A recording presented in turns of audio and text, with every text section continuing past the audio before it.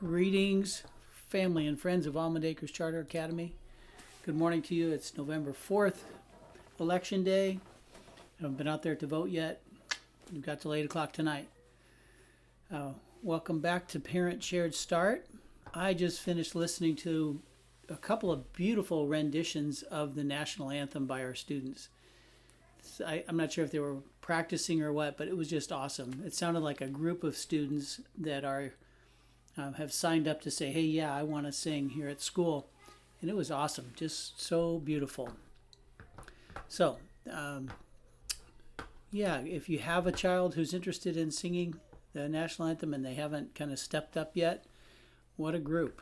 I think that's just going to be an awesome Veterans Day celebration coming up. So speaking of that, let's look at the calendar going on this week. We have a pretty packed month, albeit in some ways quiet because there are a number of holidays. So we are here today, Tuesday the 4th, Election Day, and this Friday the 7th is the final day or the last day of the trimester. It's also our Veterans celebration because you can see on the next week on the 10th and 11th, we are out of session. The kids are anyway. So there's no school for the kids on the 10th and the 11th. On the 10th, it's a staff development day for all of the teachers. And the 11th, a holiday, a Veterans Day holiday.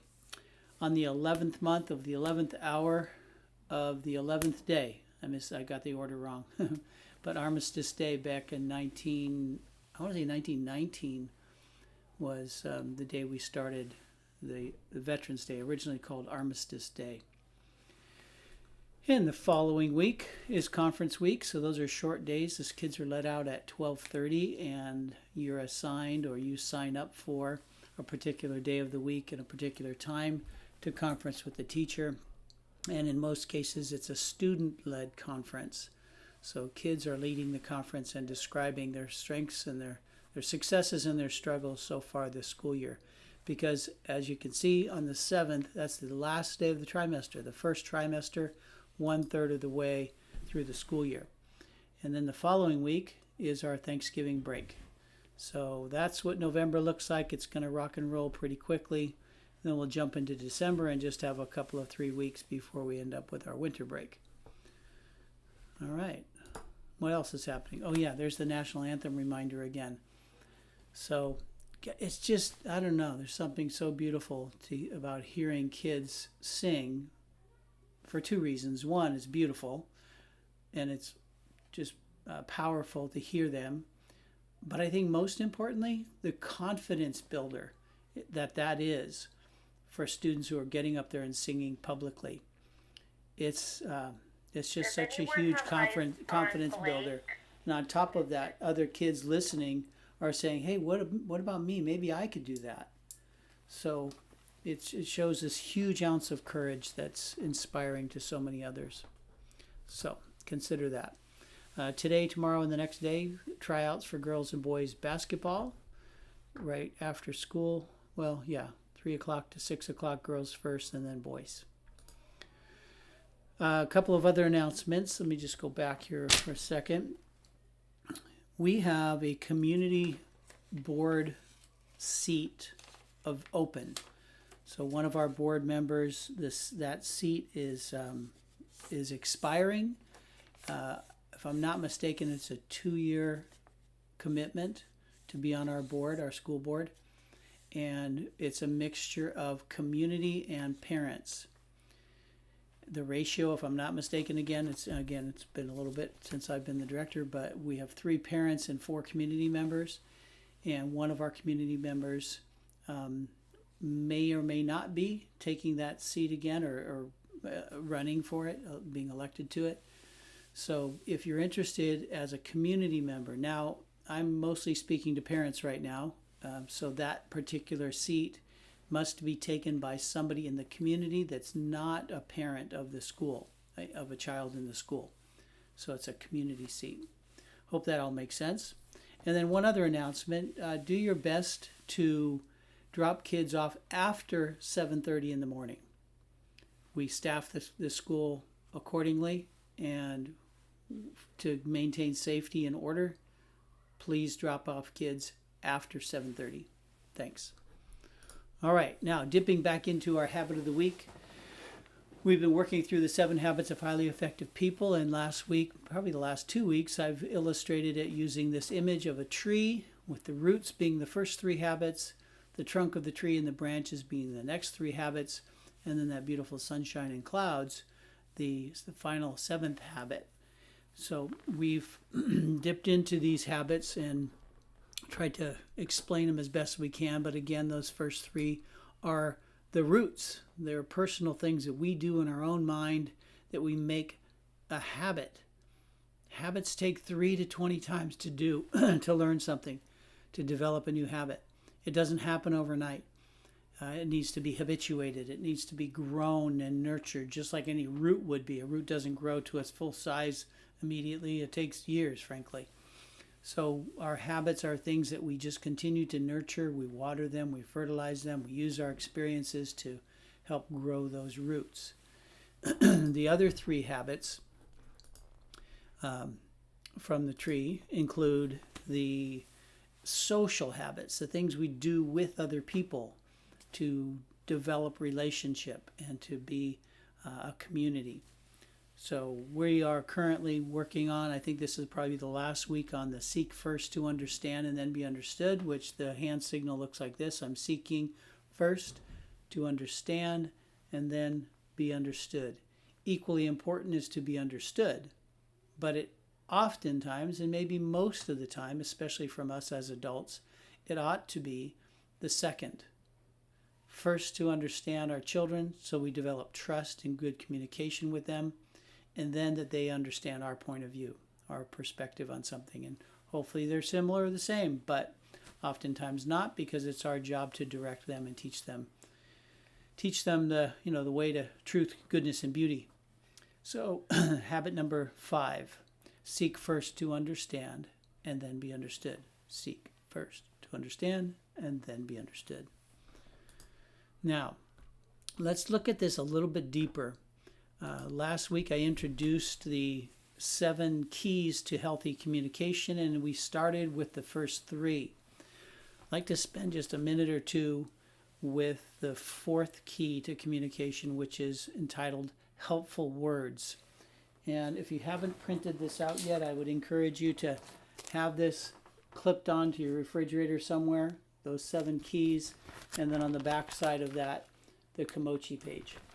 So print those out. You can get them on our links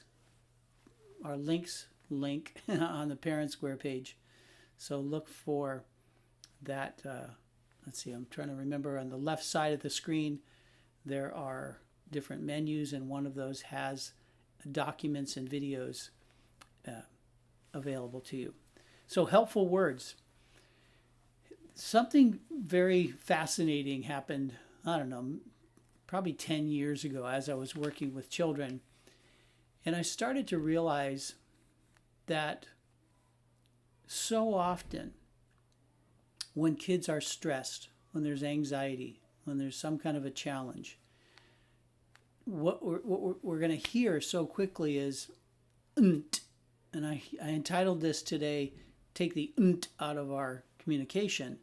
"Nt" and apostrophe T. In other words, don't, won't, can't, shouldn't. When we use that language, we're reinforcing negativity. We're reinforcing negative neurons. So let me illustrate again with my handy dandy little neurons. That's a healthy neuron. That's a neuron that's fully grown, it's fruitful, it's got really strong branches. This is an unhealthy neuron. This is what I would entitle an "nt," because when we're speaking negatively, we're developing negative thoughts. So the "nt" in our language, don't, can't, shouldn't, tends to really draw us backward toward the negative instead of onward toward the positive. Now, let me have a little disclaimer here. There are absolute times when we ought to be saying don't, you can't, shouldn't. Nothing wrong with it. Absolutely, and absolutely appropriate at times. But I would venture to guess that 90% of our communication can be helpful words, can be words that are encouraging and directing them in the positive direction, giving them what you want them to do as opposed to what you don't want them to do. So when we give kids clear direction, so for example, I was just talking about something here. Phooey, I lost it. But when we're saying, don't do this, don't do that, well, why not say, do this and do that? Instead of, don't speak to your sister that way, how about speak to your sister respectfully? Very clear direction, very clear approach to what you expect. And it's not ambiguous. It's very direct and clear. Do this as opposed to don't do that.